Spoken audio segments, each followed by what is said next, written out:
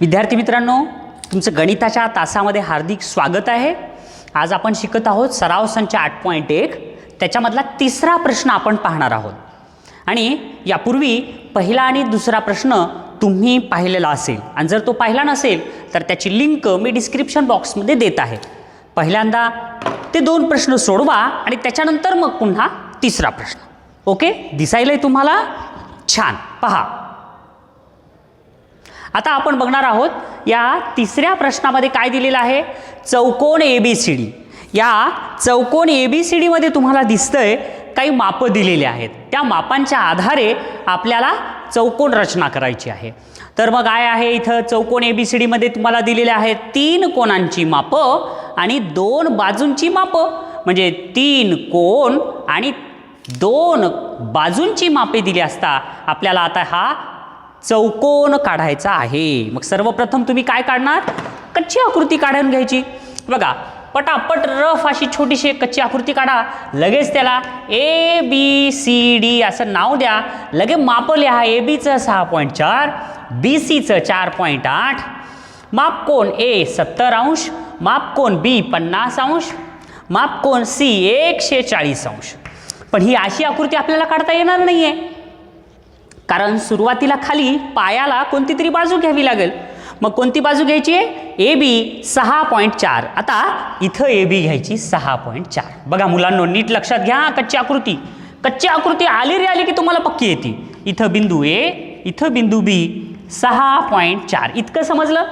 त्यानंतर तुम्हाला माप कोण A आहे 70 अंश। मग इथं कोण मापक ठेवलं तर 0, 10, 20, 30, 40, 50, 60, 70 इथं येईल। आणि हा एक किरण काढायचा। हे 70 अंश। माप कोण B 50 अंश। आता इथं जर कोण मापक ठेवलं तर मोजायचं कुठून? इकडून। त्याचा लगतचा बिंदू A आहे। मग आता 0, 10, 20, 30, 40, 50 इथं येईल आणि मग अशाच पद्धतीने एक किरण काढायचा। ओके, हे झाला किती अंशाचा? 50 अंश। बघा, त्याच्यानंतर B पासून C चं अंतर आहे 4.8। मग लगेच एक चाप मारायचा इथं 4.8 सेंटीमीटरचं। आणि नंतर या 4.8 अंतरावर इथं C बिंदू जो आलाय त्या C बिंदूवर 140 अंशाचा तुम्हाला कोन काढायचा आहे। बघा, या C बिंदूवर जर तुम्ही कोनमापक ठेवलात तर मग कशा पद्धतीनं होईल? लगतचा बिंदू इकडे आहे। 0, 10, 20, 30, 40, 50, 60, 70, 80, 90 च्या नंतर 100, 110, 120, 130 आणि 140 इथं येईल 140। आणि मग तुम्हाला अशा पद्धतीने एक किरण काढायचा आणि हा कोन झाला इथं किती? 140 अंश। समजलं? आता ही जर कच्ची आकृती समजली तर ही कच्ची आकृती व्यवस्थित यावी म्हणून ही काढलेली इकडली आकृती मोडून टाकायचं। एवढं लक्षात आलं बाळांनो? त्यानंतर आता काय करायचं तुम्हाला? इथं जे सांगितलंय त्याप्रमाणे कृती करायची। दिसतंय का तुम्हाला सर्वांना व्यवस्थित? Very good. चला पहा, पहिल्यांदा काढायचं आहे माप लेंथ AB 6.4। बघा, AB 6.4 काढायचं। बरोबर इथून सुरू करायचं। 6.4 बिंदू A, बिंदू B 6.4 सेंटीमीटर इतकं समजलं मुलांनो? त्यानंतर आता काय करावं लागेल? कोन मापक Aचं माप आहे 70 अंश। मग इथं ठेवा बरोबर। हा बिंदू महत्त्वाचा आहे, लक्षात घ्या। मी वारंवार सांगायलो मुलांनो, तुम्ही मराठी मीडियमचे मुलं आहात, नीट शिकवताना व्यवस्थित लक्ष द्या, व्यवस्थित पहा आणि प्रॅक्टिस करा।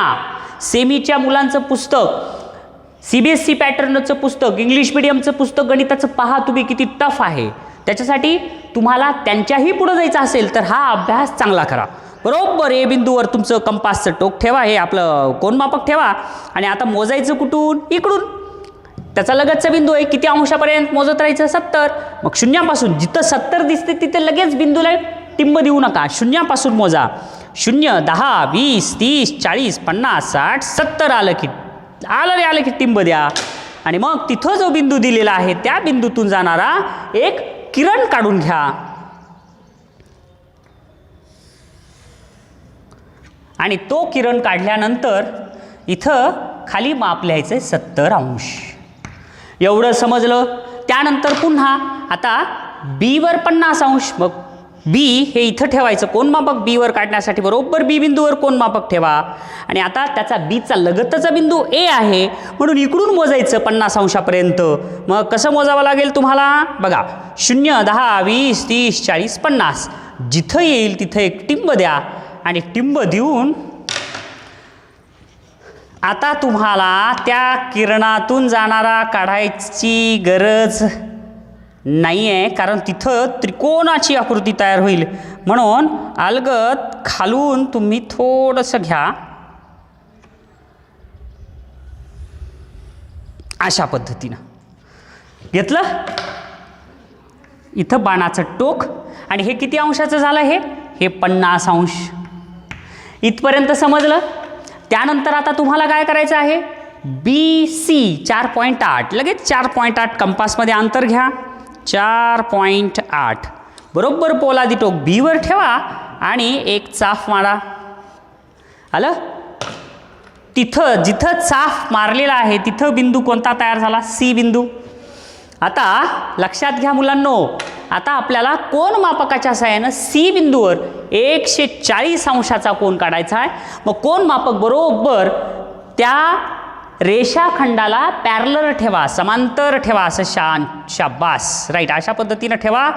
आणि नंतर 140 अंश आता मोजायचं कुठून, तर सी बिंदूचा लगतचा बिंदू कुठं आहे, इकडे खाली बी बिंदू, म्हणून इकडून मोजायचं. 0, 10, 20, 30, 40, 50, 70, 80, 90. 90च्या नंतर 100, 110, 120, 130 आणि 140. 140 इथं आलं रे आलं.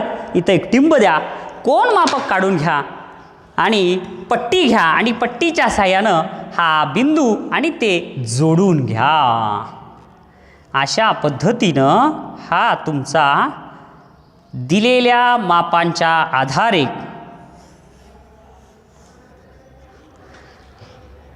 चौकोन तयार झाला. इथं माप किती आहे याचं, कोणाचं माप आहे 140 अंश आणि बी सी बाजूचं माप आहे 4.8 सेंटीमीटर. समजलं मुलांनो. ही आकृती अत्यंत महत्त्वाची आहे. थोडीशी किचकट वाटते, पण माझा फळा तर गोल गोल फिरू शकत नाही, पण तुमची वही तुम्ही पाहिजे तशी फिरवू शकतात आणि पाहिजे तशी फिरवून तुम्ही आकृती चांगल्या पद्धतीनं काढा. तर आता आकृती पूर्ण झाली का आपली, नाही आहे. चौकोन ए बी सी आणि डी बिंदू दिलाच नाही तुम्ही, हा डी बिंदू इथं. समजलं. अशा पद्धतीनं चौकोन ए बी सी डीची आकृती तयार झाली. समजली तुम्हाला, राईट. समजली असेल तर तुम्ही ही आकृती 5 वेळेस काढा आणि नाही समजली तर पहिल्यापासून बघा. ओके, बेस्ट ऑफ लक.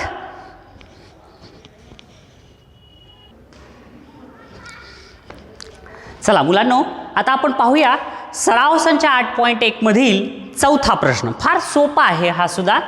चौकोन एल एम एन ओ काढायचा आपल्याला. एल एम आणि एल ओ बरोबर 6 सेंटीमीटर, पुन्हा ओ एन आणि एन एम 4.5 सेंटीमीटर आणि ओ एम 7.5 सेंटीमीटर. तुम्ही म्हणताल सर तुम्ही तर सांगितलं होतं की चौकोन रचना करण्यासाठी 5 संगत घटकांची आवश्यकता आहे आणि इथं तर 3च संगत घटक दिलेले आहेत. हे 6 सेंटीमीटर, हे 4.5 सेंटीमीटर आणि 7.5 सेंटीमीटर. तसं नाही आहे मुलांनो. इथं आपल्याला 5 संगत घटकांची माहिती दिलेली आहे. एल एम बरोबर एल ओ, म्हणजे याचं माप जेवढं आहे तेवढंच याचं माप आहे आणि याचं माप आहे 6, म्हणजे या दोघांचंही माप 6 सेंटीमीटर आहे. तसंच ओ एन बरोबर, बरोबर म्हणजे काय सारखं, बरोबर एन एम म्हणजे काय याचं माप आणि याचं माप सारखं आहे आणि याचं माप दिलं आहे 4.5, म्हणून या दोघांचंही माप 4.5 आहे. समजलं, दिसायलंय तुम्हाला, शाबास. तर मग आता आपण काढूया कच्ची आकृती. एक चौकोन काढून घ्या पटकन, लगेच त्याला नाव द्या L M N O. L M आणि एल ओ. एल एम किती आहे 6 सेंटीमीटर. एल ओ किती आहे 6 सेंटीमीटर. ओ एन किती आहे, O N 4.5 centimetre. N M किती आहे, एन एम 4.5 सेंटीमीटर आणि ओ एम किती दिलं आहे 7.5 सेंटीमीटर. ओ एम किती आहे 7.5 सेंटीमीटर. विद्यार्थी मित्रांनो, इथं कच्ची आकृती लक्षात आली.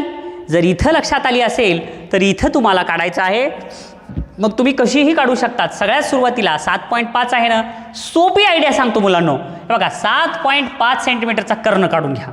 7.5 सेंटीमीटर काय आहे? ओ यम. इथं ओ, इथं यम. त्याच्यानंतर काय आहे? इथं यल बिंदू. हे इथं असा एक आणि असा एक. हे किती? यल बिंदू आला. ह्याचं माप 6 आणि याचं माप 6. समजलं? सोपी आयडिया बघा, टेन्शन घ्यायचं नाही. आता इथं ओ पासून यन बिंदू इकडे आहे हां, आणि यम पासून पण इथं बिंदू आहे, यन आहे इथं. तर हे इथं आणि हे इथं. इथं येणार यन बिंदू, इथं येणार 4.5 आणि इथं येणार 4.5. झाली आकृती. लक्षात आलं? तुमची आकृती आणि तुमच्या मित्राची आकृती वेगळी येऊ शकते. लक्षात आलं का? वही फिरवली की आकृती पण फिरते. त्याच्यामुळं आकृती काढत असताना आकृतीच्या बिंदूंचे नावं आणि आकृतीच्या बाजूंची मापं जर बरोबर असेल तर आकृती कशीही जरी दिसत असली तरी ती करेक्ट आहे. मग ही आकृती इथली मोडून टाका. ह्या कोणत्या पद्धतीनुसार आहे? तर 1 2 3 4 4 बाजू आणि एक कर्ण दिला असता आपल्याला चौकोन काढायचं आहे त्याच्या पद्धतीनुसार आहे. फार सोपं आहे मुलांना. बघा, कंपासाचं सगळं साहित्य जवळ घ्या. साहित्य सगळं तुम्ही जवळ ठेवा. आणि मग आता सगळ्यात सुरुवातीला तुम्ही काय काढणार बाळांनो? कर्ण काढून घ्या. बघा, मग थोडंसं वहीच्या मधोमध घ्यायचं. किती आहे? ओ यम 7.5. बरोबर ओ यम 7.5चा कर्ण काढून घ्यायचा. इथं रेषाखंडाला समाप्त झाल्याचं चिन्ह ओ आणि इथं यम 7.5 सेंटीमीटर. इतकं कळालं बाळांनो. आता त्याच्यानंतर तुम्हाला काय करायचं आहे? अगदी सोपं आहे. ओ यल किती आहे? 6 सेंटीमीटर. ओ यल 6 सेंटीमीटर आणि यम ओ सुद्धा 6 आहे. इथं 6 इथं 6 वर येणार. मग ह्याच्यामध्ये 6 सेंटीमीटर अंतर घ्या कंपासमध्ये. बरोबर 6 सेंटीमीटरचं अंतर घेतलं की ते अंतर कमी किंवा जास्त करायचं नाही. ओ बिंदूवर ठेवा आणि इकडे एक चाप मारा आणि हाच इथं ठेवून तिकडे एक चाप मारा. समजलं? तर मग आता काय करावं लागेल? इथं बिंदू तयार झाला यल आणि मग पट्टीच्या साह्यानं तो बिंदू आणि हा बिंदू जोडून घ्या.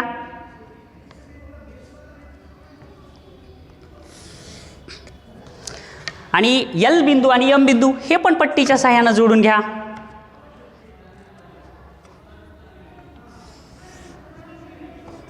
आणि याचं माप किती आहे? 6 सेमी. आणि याचं सुद्धा माप किती आहे? 6 सेमी.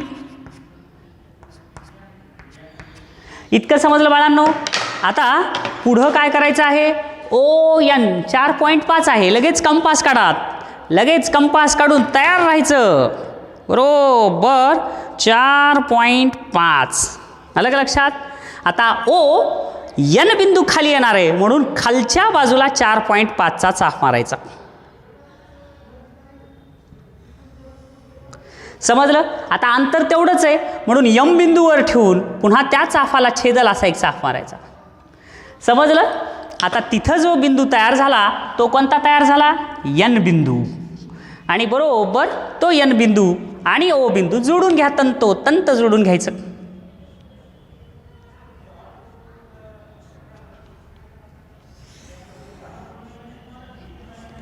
आणि त्याचप्रमाणे यम आणि यन हे सुद्धा जोडून घ्या.